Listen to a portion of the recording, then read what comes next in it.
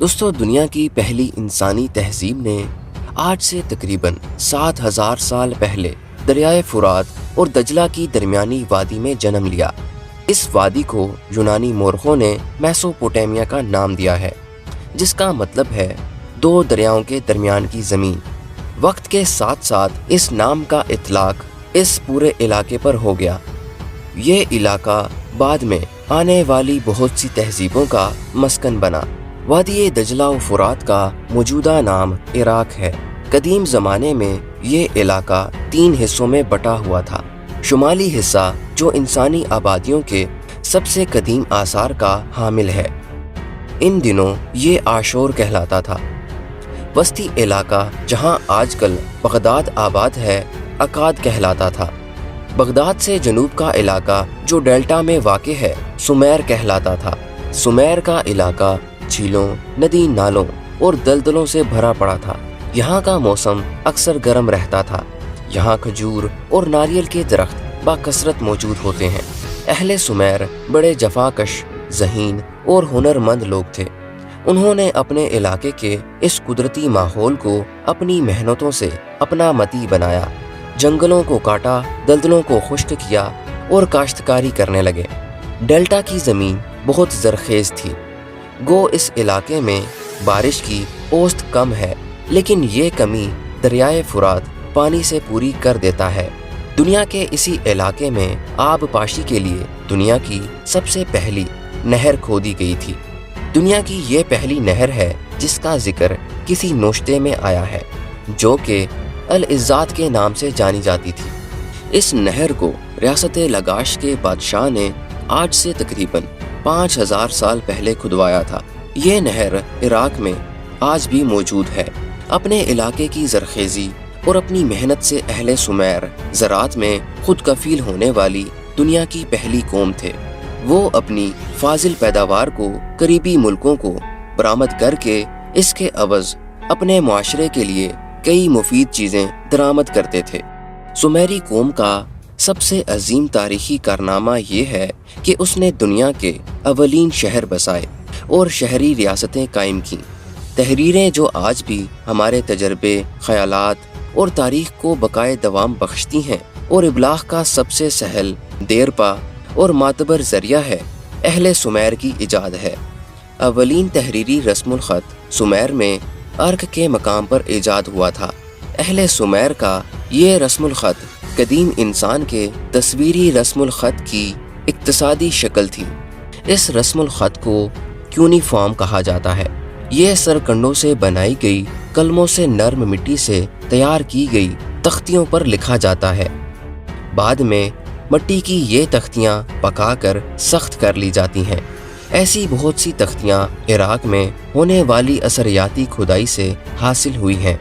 ہر تہذیب اپنے تمدن کی پیش رو ہوتی ہے، لیکن کسی تہذیب کی نشو و نما کے لیے شہر اور دیہات کی کوئی قید نہیں، کیونکہ تہذیب معاشرے کی اجتماعی تخلیقات اور اقتدار کا نچوڑ ہوتی ہے۔ اس کے مقابلے میں تمدن کی بنیادی شرط شہری زندگی ہے۔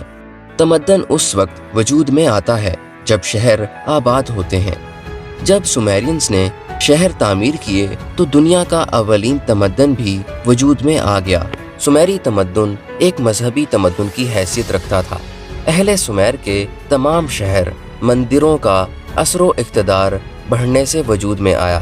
اسی وجہ سے وادی دجلہ و فرات کے تمام قدیم شہر کسی نہ کسی دیوتا کی ملکیت قرار دیے گئے تھے۔ مثلاً میٹھے پانی کے دیوتا انکی کی ملکیت تھا۔ ایرک سب سے بڑے دیوتا اینو کی ملکیت تھا۔ لگاش انلل کے بیٹے ننگرسو کی ملکیت تھا، جبکہ نیفر خود انلل کی ملکیت سمجھا جاتا تھا۔ دیوتاؤں کی ملکیت ہونا دراصل دیوتا کے مندر یا اس کے پیروہت کی ملکیت ہونے کے مترادف تھا۔ اہل سمیر کی زندگی کا محور و مرکز یہی مندر تھے۔ شہر کی سب سے بڑی اور سب سے شاندار عمارت مندر ہوا کرتی تھی۔ مندروں کے خزانے سونے چاندی اور قیمتی پتھروں کے علاوہ ضروریات زندگی کی دیگر اشیاء سے پر ہوتے، اور ان تمام اشیاء کا باقاعدہ حساب رکھا جاتا تھا۔ سمیر سے اب تک جو الواح ملی ہے وہ زیادہ تر اسی حساب کتاب پر مشتمل ہیں۔ رقص و سرور جیسی مذہبی رسومات کی ادائیگی کے لیے سمیری معاشرے میں ہندو معاشرے کی طرح دیو داسیاں مقرر تھیں۔ مندروں کے باورچی خانے اور لنگر خانے کے علاوہ شراب کی بھٹیوں کی دیکھ بھال بھی دیو داسیوں کے سپرد تھی، جو کہ مندروں کی ملکیت ہوتی تھی۔ سمیریوں کے اہم شہروں میں ارید، آر، لا، سا، ادیک، لگاش، آسین، نیفر، کش اور لارک وغیرہ شامل تھے۔ ان شہروں میں عام طور پر 3 طبقے آباد تھے۔ سب سے اونچا طبقہ اومیلو کہلاتا تھا۔ اس طبقے میں امراء، پیروہت اور بیوروکریسی کے اعلیٰ عہدیدار شامل تھے۔ دوسرا طبقہ مشکانو کہلاتا تھا۔ ان لوگوں کو اسلحہ رکھنے کی اجازت نہ تھی اور نہ ہی یہ لوگ فوج میں بھرتی ہو سکتے تھے۔ تیسرا طبقہ غلاموں پر مبنی تھا۔ اہل سمیر اتنے قدیم زمانے کے باوجود تاجر بھی تھے اور صنعت کار بھی۔ وہ نہ صرف اندرون ملک بلکہ بیرون ملک بھی تجارت کیا کرتے تھے۔ ان کی بین الاقوامی تجارت کا دائرہ اناطولیہ، سندھ، کنان اور مصر تک پھیلا ہوا تھا۔ ان کے پاس چونکہ غلے کے افراد تھے، اسی لیے وہ اناج دوسرے ملکوں کو برآمد کر کے اپنے لیے چاندی، سونا، قیمتی لکڑی اور تانبا وغیرہ درآمد کرتے تھے۔ انسان کے اہم آبائی پیشے زرگری، معماری، برتن سازی، کپڑے سینا اور لکڑی کی اشیاء بنانا سمیری معاشرے میں ہی پروان چڑھے اور ان کے لیے اولین کارگاہیں یا ورک شاپ بھی یہیں تشکیل پائیں۔ وادی دجلہ و فرات میں زمانہ قدیم سے ہی کانسی کا استعمال عام تھا اور کئی قسم کے اوزار اور آلات کانسی سے بنائے جاتے تھے۔ کانسی کے اس قدیم استعمال کی وجہ سے وادی دجلہ و فرات کی تہذیب کانسی کی تہذیب بھی کہلائی جاتی ہے۔ بعد میں یہی تہذیب یا کانسی کا زمانہ مصر، ایران، چین اور وادی سندھ میں رائج ہوا۔ اہل سمیر نے فن تعمیر میں بھی جو کمال حاصل کیا، اس کی نظیر دنیا کی دوسری اولین تہذیبوں میں مشکل سے ملے گی۔ محراب، گنبد اور ستون جو آج بھی متمدن دنیا کے فن تعمیر کی جان ہے، یہ سب کی سب سمیرینز کی ایجاد ہیں۔ انہوں نے ان اہم تعمیراتی پہلوؤں کی بنیاد اپنے آباء و اجداد کے نرسل کے جھونپڑوں پر رکھی تھی۔ دراصل نرسل کے گھٹوں، کھچیوں اور چٹائیوں کی قدرتی ساخت ایسی تھی کہ اس سے محراب، گنبد اور ستون خود بخود بن جاتے تھے۔ اسی قدرتی ساخت سے انسان کی اولین تعمیرات میں محراب، گنبد اور ستون کی ابتدا ہوئی۔ شہر نیفر کی زمین دوز نالی میں کچی اینٹوں سے بنی ہوئی ایک محراب ملی۔ اسی طرح اور کے ایک شاہی مقبرے کا دروازہ بھی محرابی دریافت ہوا تھا۔ شہر اور کی اثریاتی کھدائی کے نتیجے میں ایک اور شاہی مقبرہ ملا ہے، جس کا ایک گنبد ابھی تک سلامت ہے۔ اس مقبرے کی تعمیر کا زمانہ ماہرین نے 2700 قبل مسیح بتایا ہے۔ اس لحاظ سے یہ دنیا کا سب سے پرانا گنبد ہے۔ ریاست ارک میں 3000 قبل از مسیح کے کئی بڑے بڑے ستون دریافت ہوئے ہیں۔ ان پر کاشی گری کے نہایت خوبصورت نقش و نگار بنے ہوئے ہیں۔ ان کی دریافت سے اس خیال کی تردید ہو گئی کہ ستون اہل یونان کی ایجاد ہے۔ دراصل ستون کھجور کے تنوں کی نقل ہیں جو خالصتاً وادی دجلہ و فرات کا درخت ہے۔ العبید کے چھوٹے معبد میں کھجور کے تنوں کے قدرتی ستون دریافت ہوئے ہیں۔ ان ستونوں پر تانبے کی چادر چڑھی ہوئی ہے۔ ان کی دریافت سے اس بات کی مزید تصدیق ہو گئی ہے کہ ستون اہل سمیر کی ایجاد ہے۔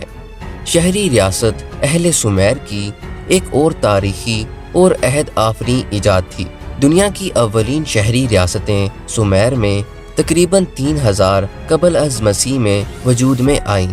اس زمانے تک یونان میں تہذیب و تمدن کا کہیں نام تک نہ تھا۔ یہی ریاستیں دنیا کے اولین سیاسی ادارے تھے جو آگے چل کر ریاست اور سلطنت میں بدل گئے۔ ابتدا میں ان شہری ریاستوں میں جمہوریت قائم تھی اور ہر ریاست کی ایک اپنی مجلس شورا ہوتی تھی، جس کا مقصد ریاست کا نظم و نسق چلانا ہوتا تھا۔ اس کی رکنیت عمائدین شہر تک محدود تھی۔ مجلس شورا کے علاوہ بزرگان شہر کی ایک مجلس اعلیٰ بھی ہوتی تھی جس کا مقصد عوامی مسائل حل کرنا تھا۔ ان دونوں ایوانوں میں فیصلے کثرت رائے کے بجائے اتفاق رائے سے ہوتے تھے۔ آہستہ آہستہ جمہوری نظام مختلف عوامل کی وجہ سے شخصی حکومت میں بدلتا چلا گیا۔ ان عوامل میں سب سے بڑی وجہ ریاستوں کی باہمی آویزش تھی۔ جنگ کے موقع پر تمام ریاستی اختیارات سپہ سالار فوج کو سپرد کر دیے جاتے تھے۔ سمیری زبان میں سپہ سالار کو لوگل باندہ کہتے تھے۔ جنگ کے خاتمے پر ایک بار پھر اختیارات لوگل باندہ سے مجلس شورا کو منتقل ہو جاتے تھے۔ پھر یہی لوگل باندہ بادشاہ بن گئے اور یوں جمہوریت ختم ہوتی گئی۔ ان تمام اولین ایجادات کے علاوہ سمیرینز کو ہتھیار سازی اور زیورات کی صنائی میں بے حد کمال حاصل تھا۔ سب سے بڑھ کر یہ کہ پہیے جیسی اہم ایجاد کا صحرا بھی انہی کے سر بنتا ہے۔ ان تمام کارناموں کی وجہ سے انسانی تہذیب و تمدن کی اولین نشو و نما کے لیے اہل سمیر کی خدمات کو کبھی فراموش نہیں کیا جا سکتا۔ انسانی تاریخ کے اولین معاشرتی، اخلاقی، مادی، مذہبی اور ذہنی ارتقاء اور ترقی میں انتہائی اہم کردار ادا کرنے والے ان سمیرینز نے بہت سی قابل فخر تہذیبی خدمات کے ساتھ ساتھ دنیا کو سب سے پہلے تحریری شکل میں ایک بھرپور اور وسیع ادب بھی دیا ہے۔ سمیرینز نے 2000 قبل از مسیح سے 1500 قبل از مسیح تک ایک ہی وقت میں جتنا وسیع ادب تخلیق کیا ہے، ان کے علاوہ کسی اور قدیم قوم نے تخلیق نہیں کیا۔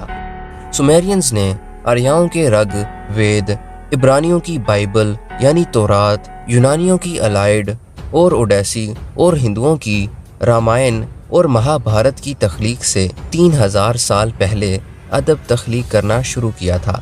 اسی وجہ سے ان کا ادب دنیا کا قدیم ترین ادب کہلاتا ہے۔